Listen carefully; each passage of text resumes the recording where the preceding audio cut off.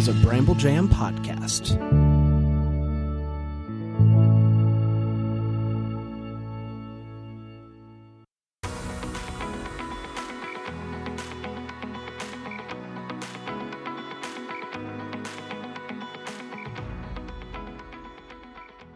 Welcome to Girls Gone Hallmark, a Hallmark review podcast. I'm Megan, and I'm a longtime Hallmark movie fan. I'm Wendy. I'm a former Hallmark hater. Today we're discussing Christmas Quest, which originally premiered on the Hallmark Channel on Sunday, December 1st. Please follow us outside of the podcast on Instagram, where we are dropping behind the scenes of our recording days. We're updating you on what's coming to the podcast. This week is flooded with episodes. So that's the best way you can keep up with us. Can you believe we have 8 episodes this week? I really can't. I was like, when we were like, I was writing it out yesterday, I was like, what? How is this possible? Like, my husband came home from work. This is behind the scenes, guys. My husband comes home from work. I'm sitting at the kitchen table still. And he's like, oh, how did podcasting go today? Would you do 2 or 3? I was like, fell out of my chair, laughed. I was like, you don't even know. And I was like, and I got Tuesday still. It's been the weekend. Full steam ahead. Woo! Before we move on, we have a milestone to celebrate. Yeah, we do. We just hit 1,000 wonderful people in our Girls Gone Hallmark Facebook group. Thank you to everyone who is a member there and participates and engages and just are lovely human beings. Yeah, I love that little group over there. And I think a while ago, we were standing in a parking lot. We had just been like, we had some sort of work meeting. And I was like, I want to hit 1,000 members in Facebook by the end of the year. And we did it. We did it. When I said I wanted to hit 1,000 members in our Facebook group, I said in the same breath, I would also like to hit the 100 rating mark on Apple Podcasts. And we did it. So thank you. I actually think Danny Pellegrino pushed us over the finish line on that one with his plea. But if you are listening and you like this podcast, we'd love a 5-star rating and a review from you. Please. Before we move on to our review of the Christmas Quest, I have to always say that very carefully too, because those words like mash up. Lots of k-ants in my brain. Uh-huh. Yeah. We've got some interesting feedback on our review of Holiday Touchdown. And I just want to say, like, not every movie is for everybody. I'm curious what they're going to think of my thoughts on this movie, because I'm coming in hot. Oh, okay. All right. Are you ready for a synopsis? Always. Stephanie teams up with ex-husband Chase to go to Iceland at Christmas time and search for the legendary treasure of the Yule Lads. The Christmas Quest was directed by Dustin Reichert. Dustin has 44 directing credits and has worked with both Chris and Lacey in Hall at the Holly Lit Up and A Biltmore Christmas. You guys, I really wish I could leave in, there are tears streaming down my face. I really wish I could leave in the blooper that just occurred, but it is not Hallmark friendly. I will post our reactions to that blooper on Instagram stories. And it was absolutely a blooper. Like, as soon as I said it, I was like, wait a minute. Oh my goodness. I'm going to need you to come in here. I'm going to talk about the writers. This movie was written by Marcy Holland with a story by Dustin Reichert and Andrew Gernhardt. Marcy Holland has 50 writing credits, which include this year's My Dreams of You and last year's A Biltmore Christmas.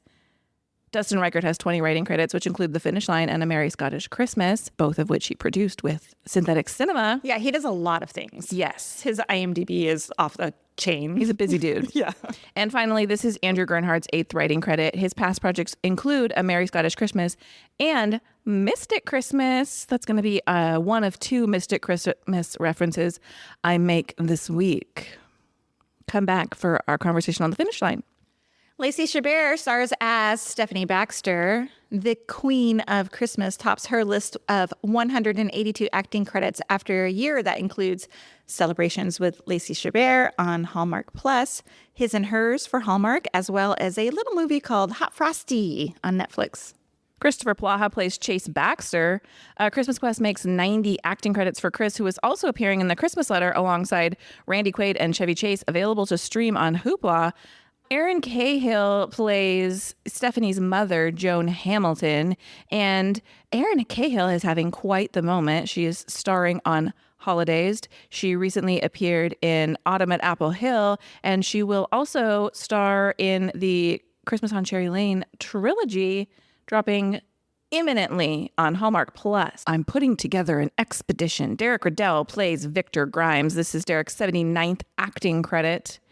It does appear to be his very first for Hallmark. He has previously appeared in juggernaut films like Fantastic Beasts: The Crimes of Grindelwald. Wendy's eyes just rolled completely out of her head. I know, that's Harry Potter, right? Yeah, he was also in the British crime drama series Happy Valley. I love that series. I know you do. That's why I pulled it intentionally. Yeah, now his face is familiar. That's a great series if you haven't seen it. If you like murdery stuff. This cast is packed full of Icelandic and Finnish actors who are making their very first appearance on Hallmark. We are leaving a full list of the cast in our show note. One last mention, Isla McRae plays young Stephanie in that scene with Erin Cahill. And this is Isla's very first acting credit. She does have an upcoming project due out in 2026, Project Hail Mary, which is an adaptation of an Andy Weir novel that I loved. Ryan Gosling stars in that movie. Oh, that's exciting. I cannot wait. What's it called? The movie? Project Hail Mary. I remember you talking. Yeah. It's spacey. You'd hate it. It's sci-fi. But I told my husband to read the book, and he did after your recommendation. if you read or watched The Martian, same writer, better story, in fact. Got it. We are going to take a quick break and come right back with our first impression of The Christmas Quest.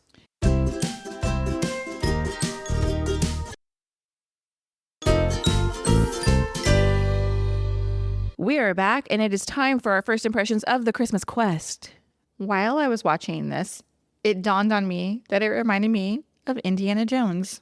And so my first impression is Indiana Jones, but make it Hallmark. Well, you know, you and I are just on the same wavelength these days.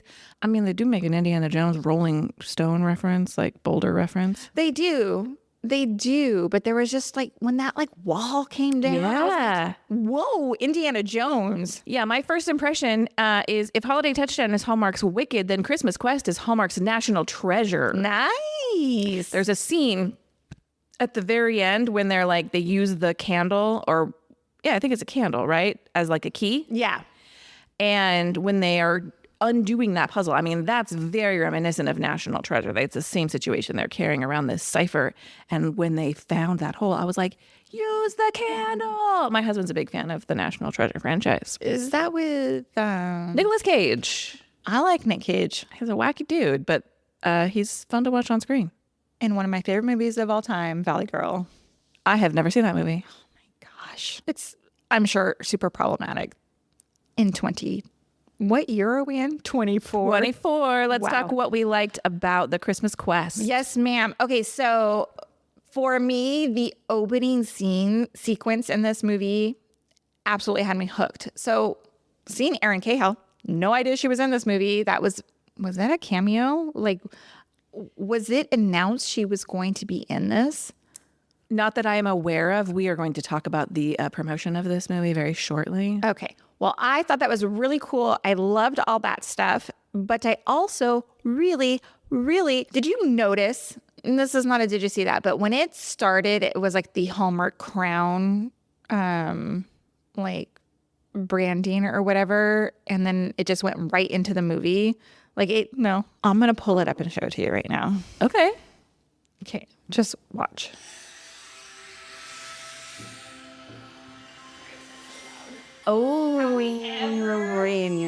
Nothing's ever started like that, right? Got it. So what Wendy's describing, Thank you. it's like the gold Hallmark crown logo. And you're right, it transitions right in. And the crown logo is like on the beam. Yeah. No, I've never seen anything like that. Very cool. And no, I did not notice it on first watch. Thought that was super cool. I love the animated graphics that they used. For the storytelling? Yes. That was amazing. Amazing. I loved it. My husband's family is Danish and not the same, but very similar. Yes. Here with like the little guys and lads and all that stuff. So like that sort of stuff like was all very like familiar and reminiscent. And then I also really liked the airplane transition. Oh, tell me more, because I'm sorry, I don't know that I noticed. She was flying on the airplane to go to Boston to meet Chase. Yeah. And they were like showing the airplane flying. Yes. I just thought it was so cool and things that you don't typically see. We've talked recently about transitions and opening sequences or opening credits when there's a little more effort done into them. I think it sets a tone for a movie. I 100% agree with you. I think your point speaks to a larger point I have about this movie in that it is visually stunning from top to bottom. The filming locations, I mean, they really took they're in a cave, they're at a waterfall, they're on ice fields. It is gorgeous. There's not a green screen in sight. Lacey and Chris had to hike out to some of those filming locations. Oh, interesting. Yeah, they're like, you're filming up there and you got to hike there. I read in an interview. I'll talk in a minute about the costuming, but to watch this movie, it told such a visual story. We talked to costume designer Keith Costumes and about like how it all came to be and his vision for it. And I mentioned this in that episode, but there's a funny line where they're talking about the hotel room and I think how it's not like cozy Christmas, right? Yeah. And Chris's character is like, well, it's a nice place. She's like, yeah, for a Bond villain. And as I mentioned in that Keith Costumes interview, it fully shifted my brain. And I was like, because to me, Bond is like edgy, European, high tech. And I felt like this movie had that feel. It came across in some of the angles of Lacey's costuming. There's a lot of black, which feels like very edgy. Sure. I just thought this movie had such a cohesive and beautiful look to it. Can you tell I liked this movie? Yes, I can tell.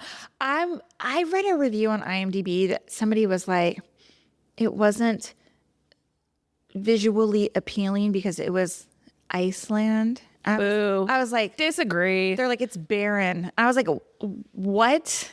Are you freaking kidding me? Yeah, Let's not be so narrow-minded here. Christmas can be more than a tree and red and green and Yeah. winter. Like, I am loving the variety we're getting. Like, I did say in an episode yesterday, like, there's not enough Christmas in this year's countdown to Christmas. And this movie wasn't like, oh, Christmas, but this movie was visually stunning. I agree. I'm going to say it again. When they go to the waterfall and the shot, they like zoom in and then they pan back. Yeah. It's amazing cinematography. Synthetic cinema, I'm like on my feet clapping for you. Well done. I think you want to slide into their DMs and let them know that how happy you were with the cinematography. I might. Look, when I love something, I was watching a movie last night and I like had to DM the writer's husband because the writer's not on Instagram and be like, by the way, this is amazing. So yeah, well done, Synthetic Cinema. It's noticed. I agree. I absolutely agree. Now, can we talk about Christopher Polaha and Lacey Chabert's chemistry? And yes. What took Hallmark so long to put these two in a movie together outside of a cameo and Halt to Holly? Yeah, I'm watching it and I'm like, God, they're so natural. And it also feels like so fresh. Yes, I thought they were incredible together. And you say natural, I thought they were supernatural and supernatural. What is happening to me today? Anyway, I thought they were just so dynamic together. I thought the vibe, the way that they like communicated together, like it just worked so perfectly. I agree.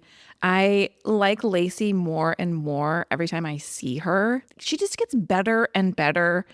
There's a reason she's a staple on the network.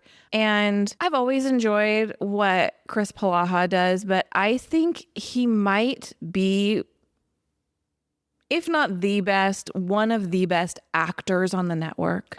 100%. In terms of the craft of acting. Now, y'all, we did interview Christopher Palaha, and he is a lovely human. That's not where this is coming from. No, it's simply he is a really fan-freaking-tastic actor. It helps that he's a cool dude, and now I'm excited to talk about his movies because I'm like, yeah, I want all of the success in the world for you. Mm-hmm. But go back and listen to our second review of A Dickens of a Holiday, where we talk about his Scrooge scene.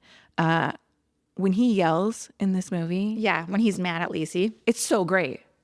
It's so great. Yeah, no, we don't ever get that on Hallmark. We get this like watered down reactions sometimes, most of the time. Yeah, and it's so real. Like, of course you're frustrated. Like, you have all this emotion towards this person that you were married to, and now you're not married, and they're frustrating to you, and it's all boiling up and boiling over, and you just got to get it out.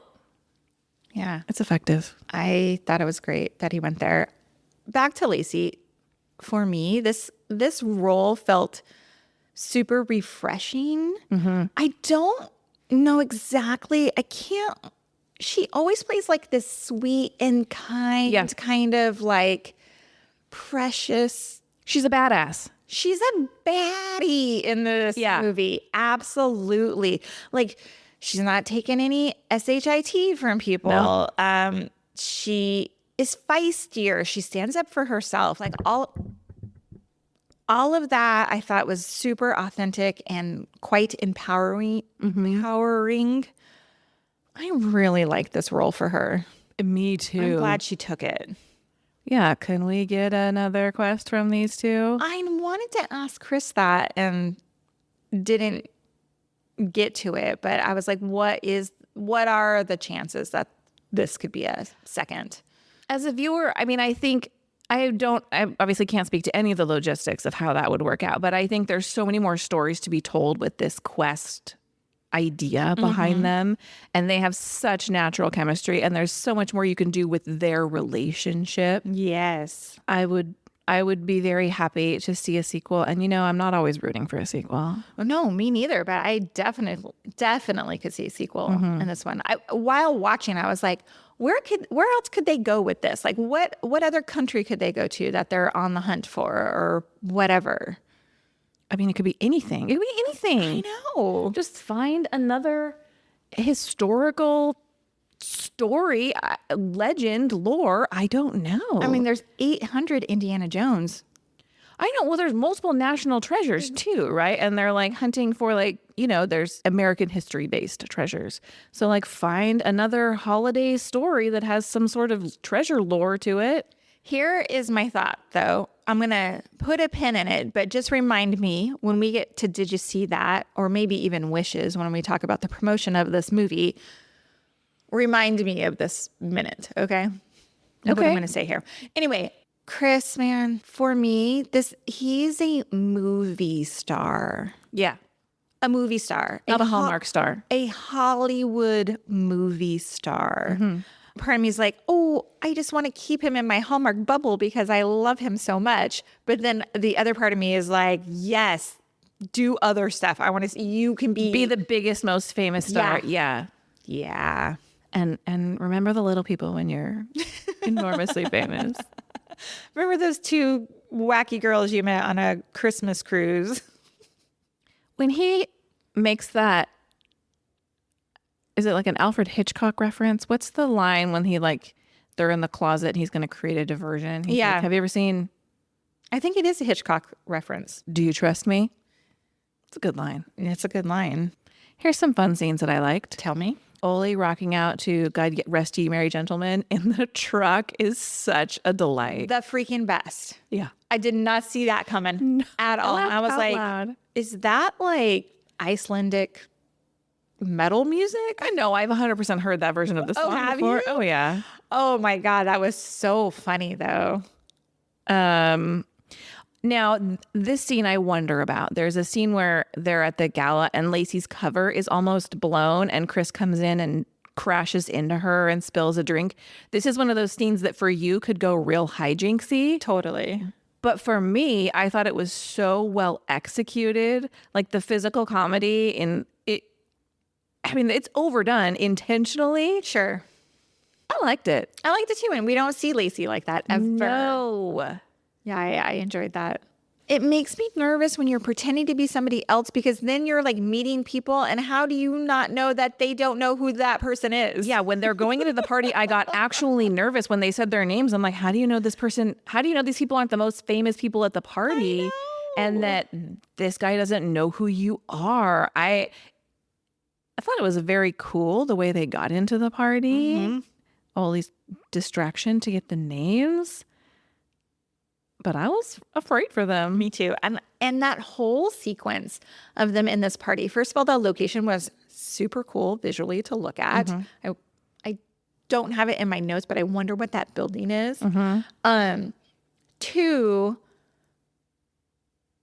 it gave me such Alias vibes. Do you remember the ABC show Alias, Jennifer where she's like Garner. a spy? There was something about it, the way that they moved through the scene. There was like, it created all this like suspense and tension that I really enjoyed. And that's what I loved so much about Alias too. I mean, you've never seen National Treasure. This scene is like so. straight up when they're stealing the Declaration of Independence and they're like sneaking through the back halls. And I loved it. Yeah, because as a viewer, you're like, oh my God, are they going to get caught? Are they going to get out of there before they get, Yeah. That's awesome. Yeah, I felt the same way watching this scene. I also like the line, I always imagine getting chased by a giant boulder. And the response is, there's still time. Great. It's great. Anything else you liked? Yeah, there were a couple of things about the story that I really liked. When's the last time we've gotten like an adventure movie? Yeah, I don't know, but I loved it. It was so great and so like off brand for like Hallmark Christmas. I mean, I think that's on a different note, but similar for me is kind of why I liked Jingle Bell Run, because you have this mission of the movie driving the plot forward. Yeah. Not just like, I mean, I like these character-driven movies too, where you've got like some internal family drama going on, but I really like buying in on this secondary mission going on. I agree. I would argue too that this could have worked outside of a Christmas setting. 1000%. I do not think it needs to be Christmas. I only want it to be because it's going to get the most eyes on Hallmark. Yeah, that's true.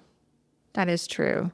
Yeah, because I'm like, okay, if they do a sequel, well, they're not going to fully change the name of it. It's going to be like the Christmas Quest somewhere else, right? Yeah. Like Bulgaria edition. Right, Yeah. exactly. But they're not going to, it's still going to, like, if they could have just made it like the Quest, whatever. But you're right. It's going to get the most eyes being a Christmas movie.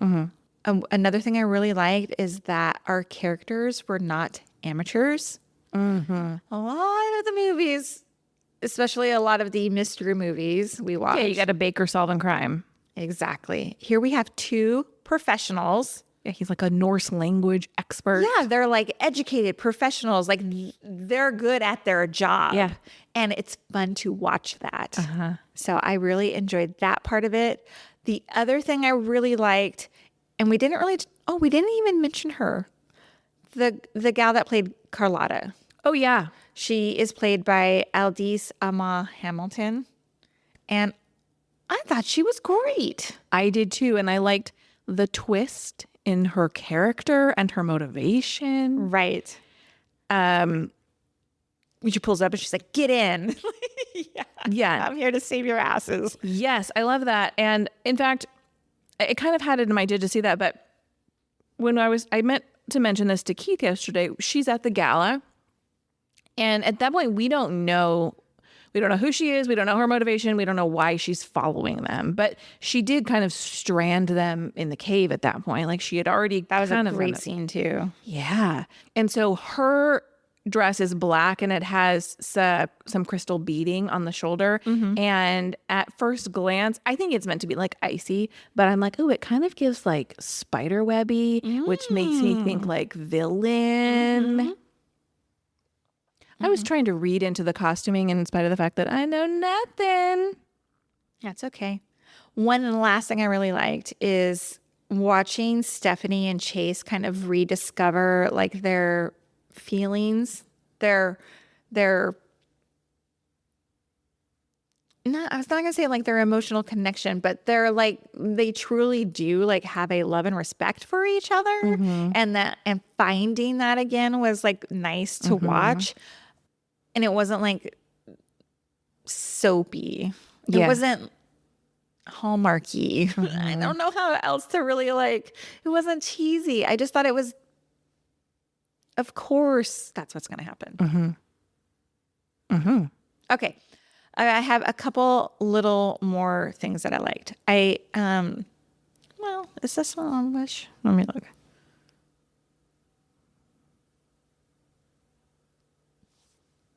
I like the pace of the story. Yeah. Kept me super engaged. And yesterday was a very long work day. And then to settle in with a movie that Hallmark movies typically put me to sleep. So I was all in last night watching this. And I really enjoyed the connection to Stephanie's mother's past. I thought that was really well done. Like it was kind of cool to see her be so influenced by her mom, to see her become this like professor, whatever her role is at the college there. I always thought that was really a nice, touching addition to the story. Yeah, and I like the way they cut in her mom's scenes at the very end of the movie. Yeah, me too. Like those flashbacks to what was happening. Me too. Let's talk wishes. Okay. I really only have one, and it's not about the movie at all. Okay, I have one about the movie. Okay. Mine is when Stephanie and Chase, and this has been talked about a lot, when they finally get to the cave at the end, the stuff that they find, and it's all junk. And they say that. Yeah. This is all junk. I was like, okay, this payoff is not matching the buildup of this here. And I was a little bit disappointed, but thinking about it, because it didn't make sense. I was like, who lit all those candles? Like, why is all that stuff there? The candles don't make sense. We'll wait for it. Why is it decorated so like intensely, right? Like all this stuff doesn't make sense to me. And then I was like, oh, but wait a minute. Like, is something magical supposed to happen here? That's what I was waiting for, like a literal like Treasure. reveal. Yes. Yeah. Perhaps it's supposed to be a little bit more magical. Now, if you recall, like when they were leaving right before the door slams, like there was like the Yule lads were laughing. You could hear it. And I am inferring that like the Yule lads are the ones who lit the candles and did all that stuff. They brought them there. You all in on the magic of it all. Well, I think that's what we're supposed to take away from it. So that scene, when they open that up, again, a national treasure moment. Like it is very much like they're down in those like caves. I don't remember where they are, like in the catacombs, I think. It doesn't matter. And they like get into the room and there is actual treasure there. But I think, Lacey talks about how like her mom was on this like quest for the treasure when she really wanted her daughter to find like, I don't remember the actual English, but like joy and happiness and love and adventure in her life, as opposed to being so focused on like the singular goal of the treasure itself. So I felt like that was like, here's where we come back around to the Hallmark Christmas moment of it all. Like, did you want the treasure or did you want lessons you learned along the way? Sure. That's how I felt about that moment. Although in my mind, I'm like, I want the treasure. I wanted them to have the treasure. You wanted them to be rewarded. Yeah, I did. Yeah. Look, I don't think this movie got the press or the promotion that it deserved. You're not alone. And when we talk about my rating of this movie, I think it deserved quite a bit more. This is Christopher Polaha and Lacey Chabert. This is shot on location. This is, after last year's A Biltmore Christmas, there is no reason you shouldn't shout a epic movie like this starring Polaha from the rooftops. And it just got muddied. And on the one hand, I'm glad it was on Thanksgiving weekend. It deserves to be in that spot. Kind of don't love that it was on Sunday because I do feel like, behind the scenes, my husband has been calling some of the Sunday movies Sunday massacres. Oh. Just justice for the Christmas Quest. Yeah, I hear what you're saying. You're being very polite about it, but Hallmark dropped the ball here. But Yeah. This was going to be like their movie of the year, right? and then they made the deal with the NFL. Yeah. And so it just got buried by the over promotion of the Chiefs movie. And I think it's super unfair because I think it's a quality movie with quality stars that deserved quality treatment. Yeah. So yeah, I'm super pissed about it too. And in addition, this is what I was going to say earlier. I was like, I bet you they don't make a sequel for it because I bet you they didn't get the eyes on it that they were hoping for. But if they would have promoted it a little bit more, maybe they would. But where are you going to put it at? If it belongs on this movie does belong on a Saturday night to me. Where would you put that at if you were in programming? In the Thanksgiving week somewhere, either the Saturday before or the Saturday after. To me, this should have been the Saturday after Thanksgiving movie. I actually would have put Chiefs on Sunday. I actually think it's a better move. I know it's not. If you're going to put all that promotion behind it, I feel like it doesn't matter where it goes. Although I'm sure they intentionally lined it up with their weekend one Kansas City event, Oh, I'm sure. Yeah. you know, as those things were getting planned. And so put the football movie on a Sunday. Yeah, I hear you. And I want to make a plea to the listeners here. Oh, yeah. If you liked this movie, let Hallmark know you liked this movie. Yeah. Yeah, I just feel a certain sort of way. I didn't love the Chiefs movie. Like we talked about it in my review. It wasn't for everyone. It was fine. I really loved this movie and I'm upset for it. That's all. That's all I got to say about it. Agree. Let's talk. Did you see that? I have none. Okay, well, I have two. One, did you recall they mentioned the Christmas book flood? Yes. And there's a word for it, a Finnish name for it. I don't remember what it is. I'm not going to pretend to know what it is. But they also mentioned that in A Mystic Christmas. They fully did it, right? Yeah. And I loved it. I love that tradition. Yeah, and I liked that. I wouldn't call it a callback, although there is some Mystic Christmas crossover on this movie. So with Andrew Gernhardt, so perhaps that was intentional or they just knew the tradition. But I clocked it. The other did you see that comes from Mr. Christopher Palaha himself. So if you're the kind of person who just listens to reviews and doesn't listen to the interviews, you may not know this. But in the scene where they're all dressed up for the gala and he picks up Stephanie's phone and sees that her lock screen is a photo of him and has that like little smile moment, like, I still got it, right? Chris revealed that was a photo taken on set when he was on set for Haul Out the Holly, his cameo. Wes is also in that photo as well. Not in the one on her lock screen. No, not on the lock screen. But I love that he shared that with us. I was like, you fully understood the assignment of, did you see that? Yeah, and nobody would have, well, maybe his biggest fans would have known that because maybe they have seen that photo before. But like a regular viewer would not have even clocked it. I remember seeing the lock screen and I thought that was interesting that they showed it, but I didn't know the connection. Me either. It is time to rate The Christmas Quest. What'd you give it? I give it 5 stars. Me too. This is my first 5-star of the season. It's not, I still love Jingle Bell Run. Me too. But 2 totally different movies. Yeah. And 2 5-star movies can't exist. Yeah. And even at this point in the season, we've seen more since we've seen Jingle Bell Run, and these are still my top 2 of the season. I agree. Hey, thank you for listening to this episode of Girls Gone Hallmark, a Bramble Jam podcast. Come back for more episodes from us all week long. And if you love this podcast, we love your 5-star ratings and reviews. You can leave them in the podcast app you're listening to us in right now. We'll see you next time. Goodbye. Bye.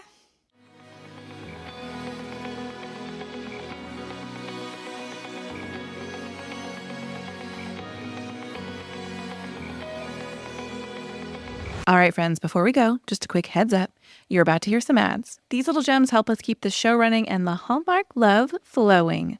So do with that info what you will. Grab a snack, hit the skip button, or maybe, just maybe, listen in and discover your new favorite product. Bye.